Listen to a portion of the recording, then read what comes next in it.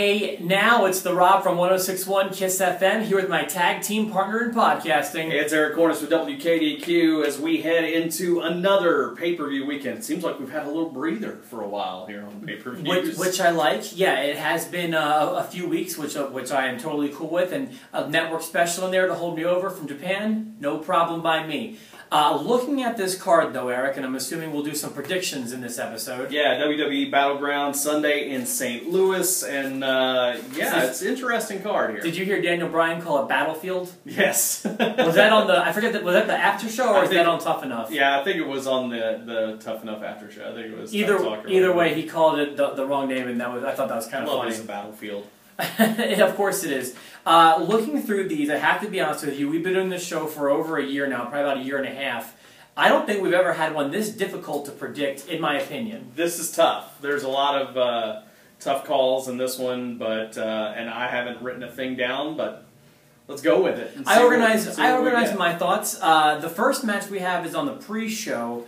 And it has this, what I think is kind of a weird feud with R-Truth and King Barrett. But it works for me. Like, as weird as it is, it's like, I like it. Okay. I like having R-Truth a part of the mix. I do like having R-Truth as part of the mix. However, I don't like having Bad News Barrett as low on the totem pole as this is making him. That's true. But at the same time, because of all that, Barrett's going to come out on top in this. When Barrett started this feud, he was at a point where a victory over R-Truth would not have meant much, and now he's losing to him week after week. Yeah. And I agree with you. This will be the time that he gets that win back. Yeah.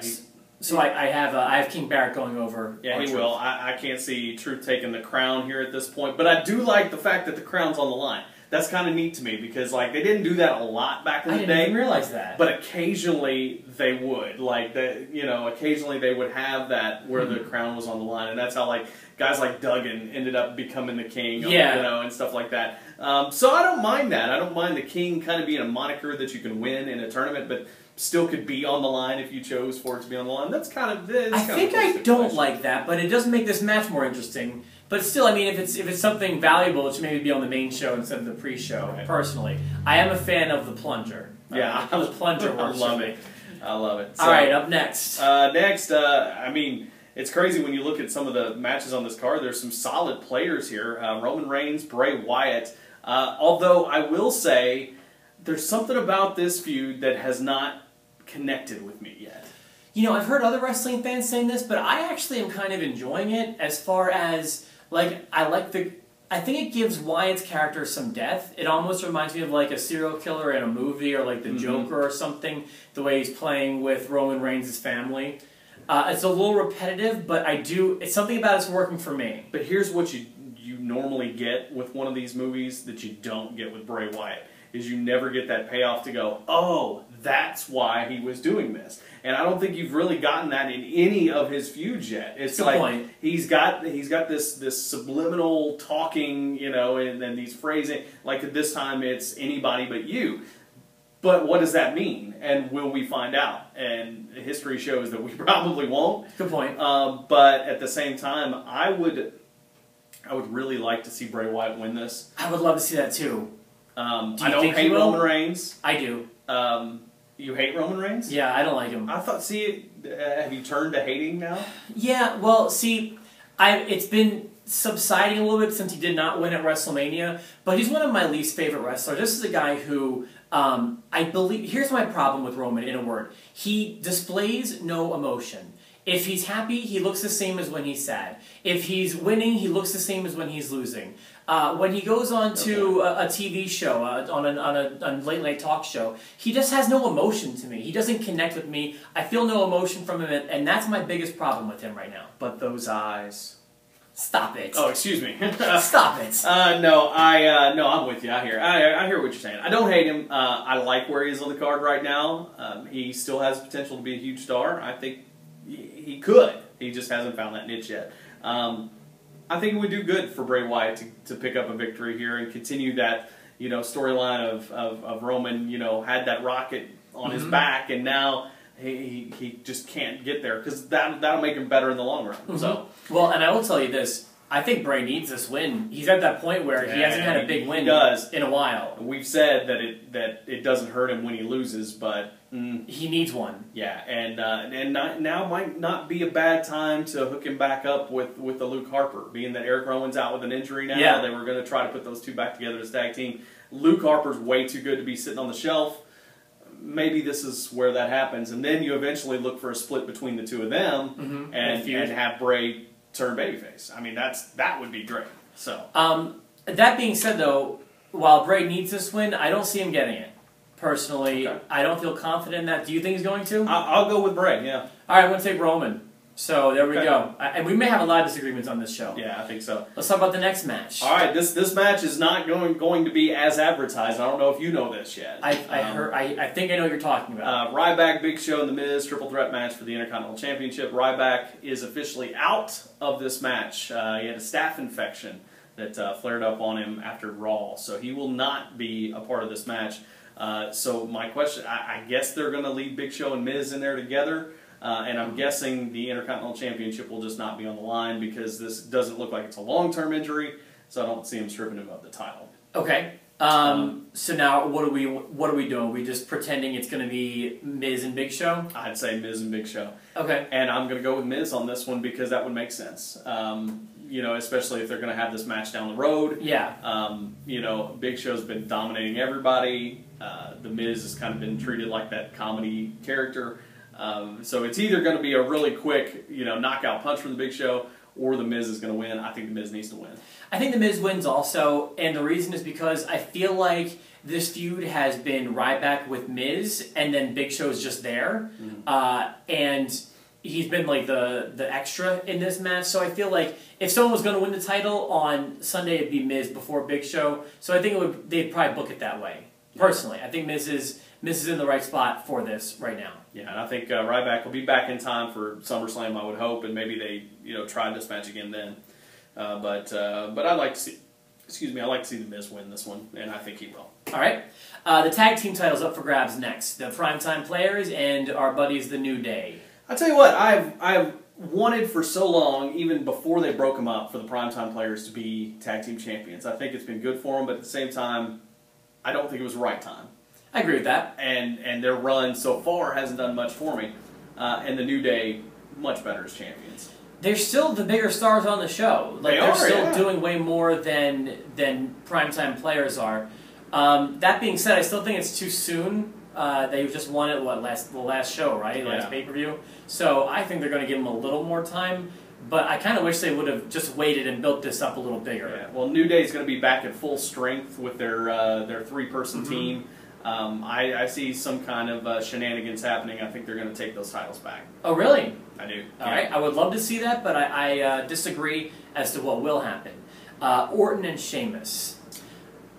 This is hard, too. I don't know. I feel like there hasn't been enough there for us. No. There's not an angle here yet. And it's one of those rehashed feuds. It's like they're the two guys that they need to have a match together, but they've had a ton of matches before.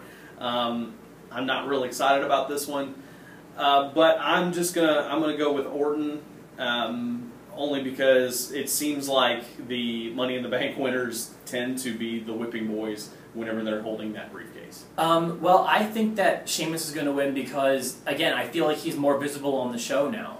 I think he's going to go over Orton, and it's just the way I feel. We've been disagreeing, I think, more than we have been agreeing. So this will be fun to watch on Sunday. And then we've got, two more matches? Yep, 2 more matches here. This, Orton and Owens, Cena and Owens, man, I don't know what to say here. I don't know, these guys have not disappointed yet. And it seems like, this would have to be the blow-off. But does that mean a blow-off where Owens finally grabs the U.S. title? Or is it a blow-off to where Owens goes on in his own direction? I'm going to grasp at a straw here, and I'm going to go with Cena. I don't really want to, because Owens lost the NXT title, so it seems only right that he would come in here and grab the U.S. title. This one, I can't commit. I labored over this one. I don't feel confident, but again, we disagree. I'm going with Owens. This feels like the appropriate ending. This feels like the right time, place. They got the strap off of him in Japan. Cena, is he just going to continue doing these challenges? I feel like that's the story they wanted to tell. After all this, Owens beats Cena for the U.S. title. Okay. And so, yes, I think we've only agreed on one, I think, The Miz. Yeah, and so Barrett.